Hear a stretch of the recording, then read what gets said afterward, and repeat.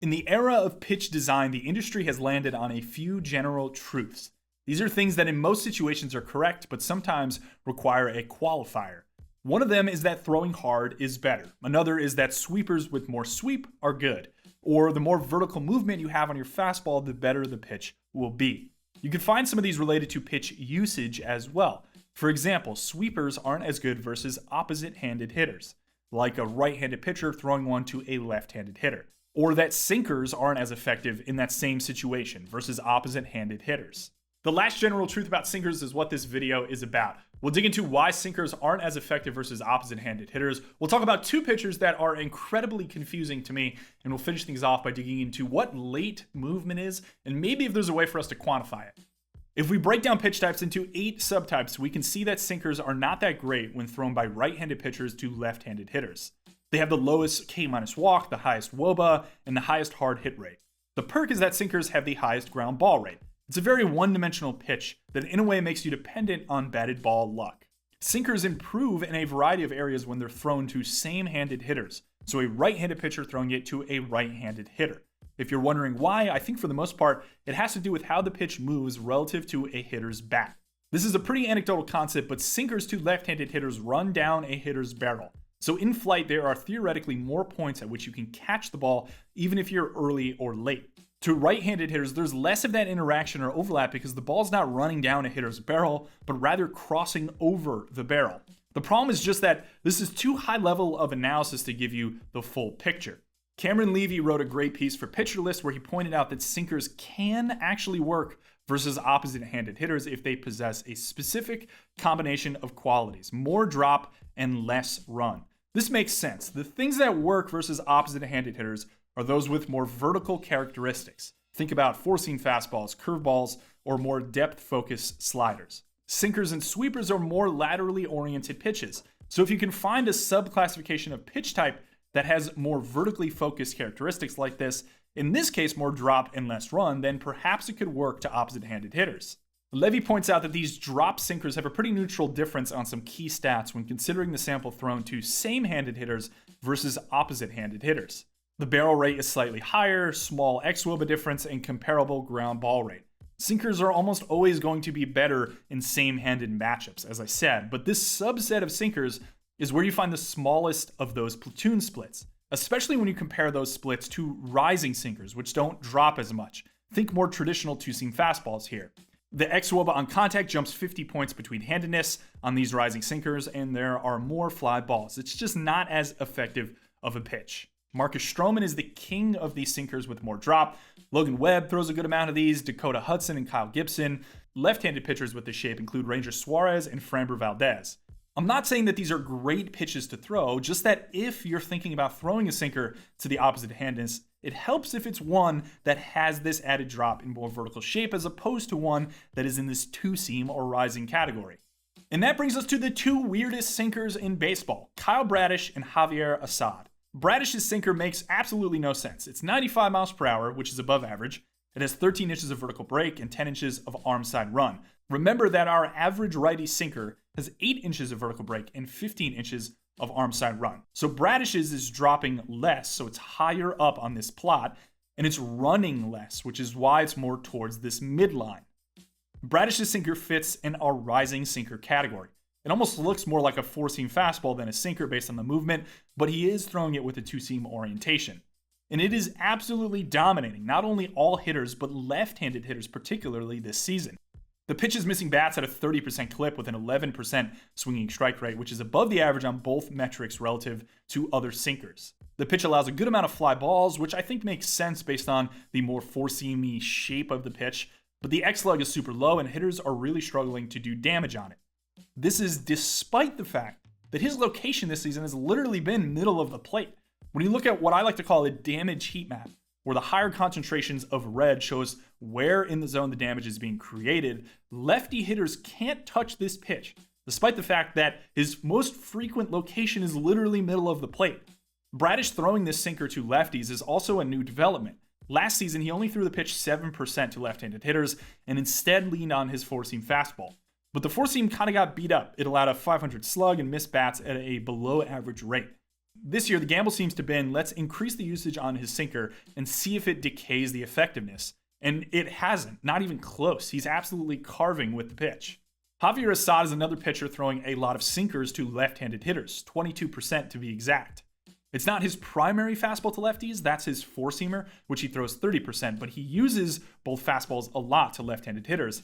And Assad's shape is pretty suboptimal. He gets 10 inches of vertical break with 14 inches of arm side movement at just 92 miles per hour. This again is a more standard two-seam fastball look. It fits in that rising sinker territory, but it doesn't have the velocity protection that Bradish's weird sinker does. Assad's location is a bit more precise too. He's trying to front hip them most of the time, which could have some impact on the pitch's overall effectiveness. But once again, when we look at our damage heat map, the pitch is not really allowing damage in the zone where it is thrown most often. So it's there for hitters to touch, and they're still struggling to do so. So why are these two sinkers so effective when everything we understand about pitch type and performance suggests they shouldn't be, especially when they're thrown to opposite-handed hitters? I think it has to do with late movement, which is exactly as it sounds, the ball moving late in flight. On the public side, we have a pretty good understanding of a concept known as seam-shifted wake. This is the idea that the orientation of the baseball as it's released has some influence on how it moves in flight because of how that orientation is interacting with the air around the ball as it moves towards the plate. But the thing that we're kind of blind to is when exactly that movement is occurring in ball flight. Or put another way, when does that seam-shifted wake take place? And how is it affecting the ball at certain points in that trajectory on its way to the plate? The point being that if two pitches move exactly the same, but they're getting there in different ways, perhaps that has an influence on hitter performance. We're not talking about a massive jump in swing and miss. I think a lot of these changes are very subtle, but subtle changes at the barrel, an inch in one direction or another, could have implications in terms of limiting contact quality. So I think that's mainly what we're getting at here. What we do have is observed and inferred axis of a given pitch. We know out of hand how the ball was spinning. This is our observed axis. And based on the resulting movement at the plate, we can also back into how that ball should have been spinning out of hand in order to achieve that movement. That's the inferred axis. A difference in those two numbers implies there was another effect occurring that created movement beyond the expectation at release. Like what we're just talking about, right? How the seams interacted with the air around the ball as it went to the plate that caused some difference relative to our expectation. So we have some information about the origin, and we have some information about the at-plate characteristics. Everything in between, as I mentioned, I think is a black box on the public side. And with that black box might be answers to why a guy like Kyle Bradish or Javier Assad have sinkers that work to opposite-handed hitters when the expectation is they definitely shouldn't. If we can measure specifically how that ball is moving in flight during those last 20 feet, for example, we might find that certain pitches are moving more than others or later than others. And at the end of the day, that's maybe what matters most.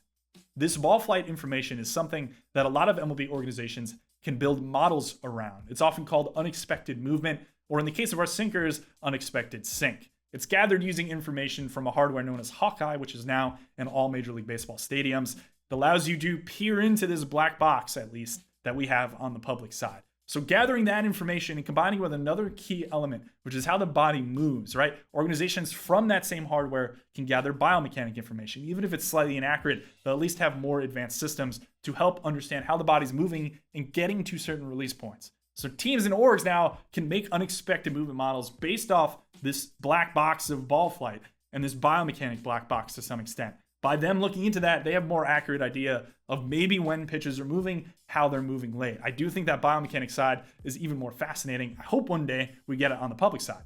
For example, instead of just release point, which we have on the public side, teams have things like shoulder and hand or wrist points for a given pitcher, and likely more advanced things that I honestly probably don't even know about. And all of this sums up into things being unexpected. Weighting and balancing the variables within this idea is probably how you get nuance from organization to organization in terms of what they think is expected. I had an individual from an MLB org send me an output of the sinkers with the highest amount of what they consider unexpected movement based on their own variables. And for Assad and Bradish, they are not on that list, which is unfortunate because that would have been a beautiful cap to this video. Instead, we see a common theme among the top names: Logan Webb, Clay Holmes, Marcus Stroman, Yanier Cano. They all have sinkers with low induced vertical breaks, also known as they have sinkers that drop a lot. So it seems to me that unexpected movement, in this organization's case, is really just prioritizing raw drop or low induced vertical break for a given pitch. And the best way to get that raw drop relative to arm angle is just having a low arm angle, getting your seam orientation correct, and letting gravity take the ball down. Maybe it's not considering what could prove to be the reason why Bradish and Assad's sinkers work, which is that their ball movement might not be totally unexpected in the aggregate, but it could be unexpected late in ball flight, which is enough to push the ball off barrel, but not enough for it to pop in a model like this. Perhaps the Orioles and Cubs are just two organizations that view unexpected movement differently. Maybe they're just looking at the last 20 or 30 feet of ball flight. Maybe they're looking at the total aggregate and understand that that matters more, but then they see these edge cases that work that maybe totally aren't proven out in the data. But when you get results at this large of a sample on these pitch types, then maybe you become more confident in throwing it, more confident that your model might be missing something, which I often think is a key on the analytics side of things. So I love this topic because it's not really known why these sinkers are good, and yet they're good. It's also not known whether they're going to continue to be good. You can debate that all you want, right? Maybe Assad's sinker over time decays and it doesn't work. So maybe that unexpected movement as a whole isn't something that's sticky, so to speak, year over year. It doesn't predict future success. But regardless of that, it matters now. And I think, again, this is the element that we're missing with this on the public side that helps inform why these two pitches are bucking convention so much and are still really successful. I love topics like this that don't have answers. You may not as a viewer, because I don't know, maybe you want a more direct answer in a video of mine, but I enjoy talking about this stuff. I hope you learned something. As always, feel free to subscribe, like, comment. I'll be down there if you have any more questions. I have a Substack as well. Feel free to subscribe to that. As always, thank you for watching.